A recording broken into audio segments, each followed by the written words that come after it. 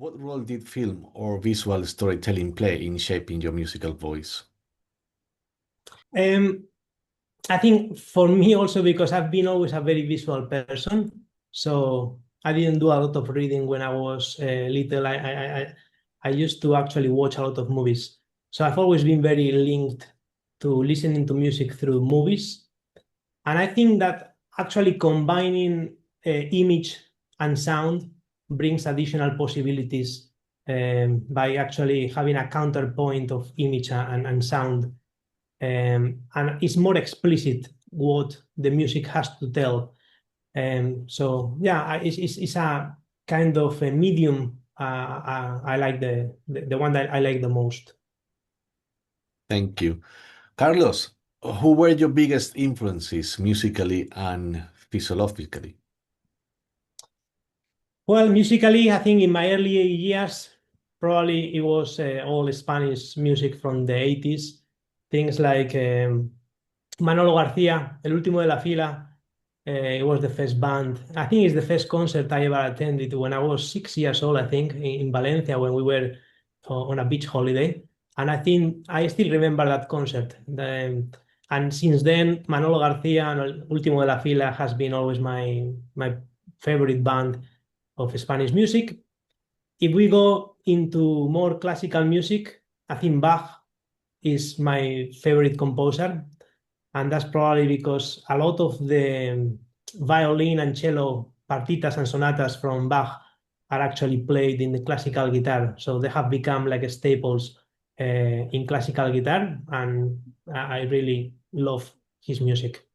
And then also other composers that I like as well a lot are Debussy, I think impressionistic, Ravel, Chopin, romantic. So towards kind of dramatic and emotional music. Thank you. Um, Carlos, Debussy didn't like to be called impressionism, isn't it? He wanted to be away from that kind of labels. But what do you think about that? Do you think that he deserves to be called impressionist? I think at the end of the day, a label is just a label. So the important thing is actually what you experience when you listen to his music. And I think that the music falls within what people has labeled as impressionistic.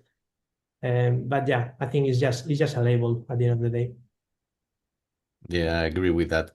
Did you ever feel lost or disorientated in your musical journey? How did you overcome it if that happened?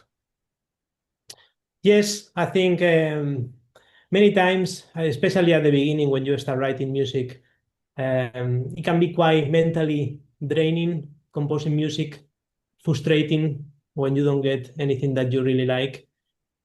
So I think sometimes the best thing probably is to, if you are writing something and you are not very happy with it, I just get completely rid of that and start from scratch again. And just I think it's probably easier to find a good first idea and then build on that than maybe try very hard with something that actually is not going anywhere. Do you keep part of the intentions or part of the ideas and perhaps just recover that ideas for a later time? And perhaps to introduce a new um, concept or a new composition? Yeah, at some point I was writing a lot of melodies, just melodies, very short melodies, motifs, and then actually I came back to some of those to write more extended compositions. So I think that can be also a good practice, just writing a lot of little melodies or harmonic progressions, and then when you find something that you like or that you think that has the harmonic uh, capability to actually be extended into a piece, I think you can take it and go with it. Excellent. Thank you. Carlos, why did you write designing music for emotion? So I think it wasn't something that I decided to write this book one day and just basically spend the next 3 years researching. But as I was going through my journey to learn composition, I just always found myself going back to how can I achieve this kind of emotion? So love emotion or anxiety or surprise emotion.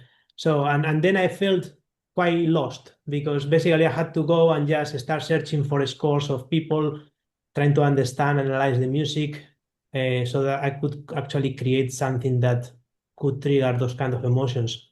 So during my studies in music, most of the essays that we had to do in the course, actually, I dedicated all those essays to look into music and emotion. And I did things like how to write music for horror films.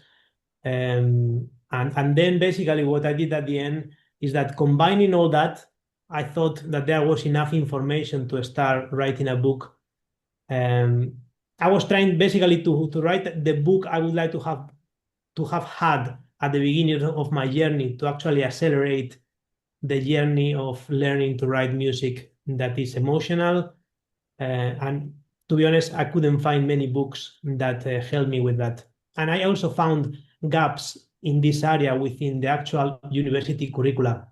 So I think there is no much information on how to write music that is emotional and what are the different factors that impact that influence emotion in music, whether it's the actual musical structure or the context or the listener experiences and all that. It was always a very interesting topic that I struggled to get information.